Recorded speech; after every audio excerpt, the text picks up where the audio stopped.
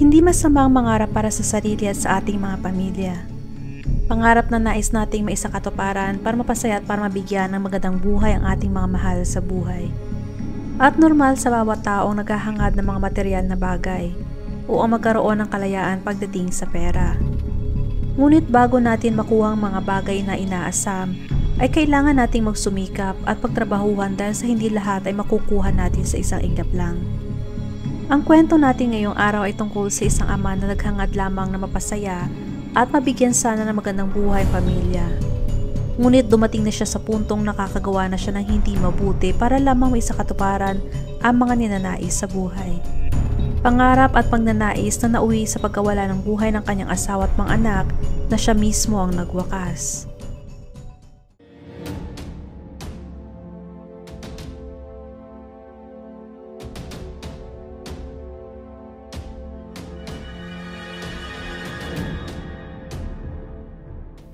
Si Christian Michael Longo ay pinanganak noong January 23, 1974 sa Michigan. Taong 1993 sa edad na 19 na ikinasal ito kay Mary Jane Baker na 26 years old naman ng mga oras na yon at nagkaroon sila ng 3 anak, si Zachary, Sadie at Madison. At ang mag-asawa ay parehong active member ng Jehovah's Witnesses. Ang kasal ni Christian sa kanyang asawa na si Mary Jane ay sa umpisa pa lang ay puno na ng kasinungalingan. Hindi niya kayang bayaran ng singsing na binili niya para kay Mary Jane, kaya nagnakaw ito ng pera sa kanyang amo para mabayaran ito. At dahil sa determinadong itong magkaroon ng magagandang bagay sa buhay at kumbinsihin ang kanyang pamilya at ang mga taong nakapaligid sa kanila na marami siyang pera, ay nagkaroon ito ng malaking utang sa credit card para pambayad sa kanilang mga bakasyon at ng kanyang mga luho. Narigaluhan din niya si Mary Jane ng isang ninakaw na van para sa kanyang kaarawan at walang kaalam-alam doon ng asawa. At nagsimula pa siyang mag-print ng mga peking cheque para pondohan ang kanyang magarbong lifestyle. Kinasuhan si Christian at binigyan ng 3 buwang palugit para mabayaran ng utang na umabot sa $30,000 na ninakaw niya sa pamamagitan ng pag-issue ng mga peking cheque. Ngunit hindi niya nakayang bayaran ang nasabing halaga.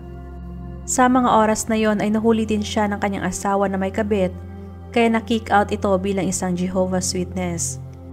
Nagdesisyon itong ilipat ang pamilya sa Oregon at isinanlap ang singsing ni Mary Jane. Balak niyang takasan ng lahat ng problema at mamuhay ng panibago sa Oregon.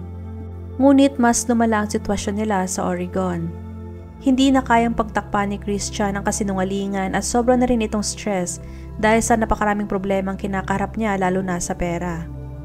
Gabi ng December 16, 2001, umuwi si Christian galing trabaho. Pagdating niya sa kanilang bahay ay agad niyang sinakal si Mary Jane hanggang sa mamatay ito. Pagkatapos noon ay sinunod niya namang sinakal ang kanilang 2 taong anak na si Madison. Pagkatapos ay isinilid niya ang katawan ng 2 sa maleta at nilagyan pa ng dumbbells para mas bumigat ito sabay sakay sa trunk ng kanyang sasakyan. Pagkatapos noon ay kinuha pa niya ang 2 pa niyang mga anak na natutulog na sina Zachary, 4 na taong gulang at Sadie, 3 taong gulang at ipinasok sa backseat ng sasakyan. Nagmaneho ito sa kalagitnaan ng Linslow Bridge sa ibabaw ng Alsea River.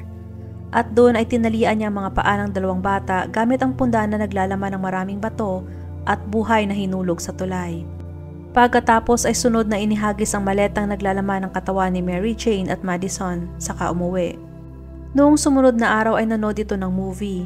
Naglaro ng volleyball kasama ang mga kaibigan at dumalo pa sa Christmas party ng kanilang opisina at nirigaluhan pa ang isang kasama sa trabaho ng pabango na pagmamay-ari ni Mary Jane at parang walang nangyari. Noong natagpuan ang katawan ni Zachary noong December 19 ay nagdesisyon na si Christian na tumakas. December 19, 2001 ay nakatanggap ng tawag ang Oregon Police tungkol sa nakitang katawan ng bata na palutang-lutang sa Alsea River. Yon ay si Zachary. Kasunod noon ay nakita ng mga divers ang katawan ni Sadie sa di kalayuan. 8 araw naman ang nakakalipas ay lumutang naman ang maleta na naglalaman ng katawan ni Mary Jane at Madison sa Yaquina Bay. Matapos ma-identify ang mga katawan ay nagsimula na ang mga investigador na hanapin si Christian, ngunit hindi nila ito mahanap. Kahit na hindi na nila tanungin pa si Christian ay sapat ng ebidensyang nakita nila para kasuhan ito ng murder at inilagay ito sa FBI's top 10 most wanted list.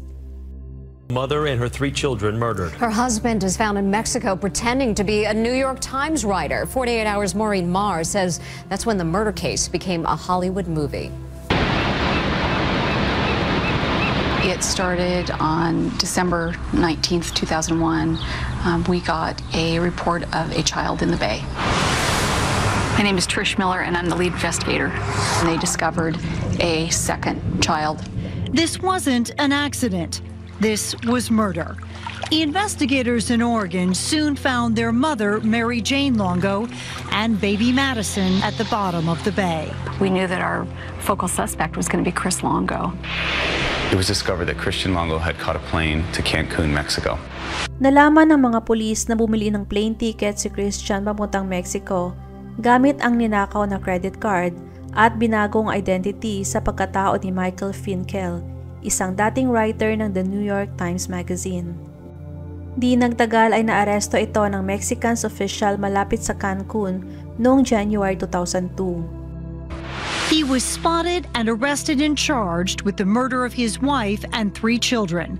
But when he was caught, he had taken on another identity. My name is Michael Finkel. I was a writer for the New York Times Magazine. I learned that while Christian Longo was in Mexico, he was pretending to be a writer for the New York Times. In fact, he was pretending to be me. Noong tinanong ito ng mga pulis tungkol sa kanyang pamilya, ay sumagot ito na, "I sent them to a better place." Ngunit sa paglilitis ay ibang kanyang naging kwento. Ayon sa kanya ay pinatay ni Mary Jane si Zachary Assadi nung nalaman nito ang katotohanan tungkol sa kasinungalingan ni Christian tungkol sa pera at pambababae nito. At noong nalaman daw niya na pinatay ni Mary Jane ang 2 anak, sa galit ay nasakal niya ito hanggang sa namatay. At pinatay niya na lang din si Madison dahil sa naaawa ito sa bata na lumaking walang ina at sira ang pamilya. Ngunit hindi naniniwala ang mga judge sa naging kwento niya, kaya kinusuhan ito ng 4 counts of murder at sinentensya ng death penalty by lethal injection taong 2003. Sa ngayon ay nasa death row ng Oregon State Penitentiary pa si Christian, kung saan ay pinaglalaban pa niya ang batas na bawal mag-donate ng organs ang mga inmates matapos ang kanilang execution. Noong December 13, 2022 ay binago ni Governor Kate Brown ang sentensyang kamatayan kay Christian. Kasama na doon ang 17 inmates na sa death row ng Oregon sa life imprisonment na lamang ng walang parole. Depensa ng governor na kaya niya binago ang sentensya dahil ayon sa kanya, ang death penalty ay immoral. Galit na galit ang kapatid ni Mary Jane sa naging desisyon ng governor. You know, Penny Baker Duby got a phone call she wasn't expecting yesterday morning. An Oregon State employee called with, quote, bad news. The man who killed her sister and their 3 young children would be removed from death row, and she'd have no say in the matter. It was a done deal. No one should have that power. Penny Baker Duby feels hurt and betrayed after Oregon's governor announced she would commute the sentences of all 17 inmates on Oregon's death row to life in prison without the possibility of parole. That means convicted killers like Christian Longo, who murdered Duby's sister and their 3 young children, will be spared the death penalty. This isn't someone receiving a sentence unjustly that may be innocent. This is someone that deserves to die for what they've done. If anyone deserves to die for their crime, it is Chris. And I did not have an opinion on the death penalty. I did not feel that that was my decision to make about anyone. After this happened, I have an opinion on the death penalty. Chris deserves to be dead for what he did. My family will never feel safe until Chris is no longer a part of this world. In an interview with KGW's Pat Doris, Governor Brown explained the death penalty is immoral, the penalty irreversible. I know that not everyone will agree with my decision, but I hope it is a further step towards finality in this conversation. Duby argues the governor should have consulted with families affected by the commutations. I think she needs to see some pictures and some videos of the lives that were lost. Instead, Duby explains, many families are left devastated by the fact a death sentence has been commuted with a simple stroke of a pen. Nanindigan ito na parang binaliwala lang ng governor ang puspusang pagsisikap ng mga hukom, hurado, taga-usig, abogado ng depensa, mga saksi at pamilyang dumanas ng isang masakit na paglilitis sa simpleng paglagda sa isang utos ng clemency. Ngunit pinanindigan ng governor ang kanyang desisyon at ayon sa kanya ay walang sino man ang pwedeng makapagbago noon.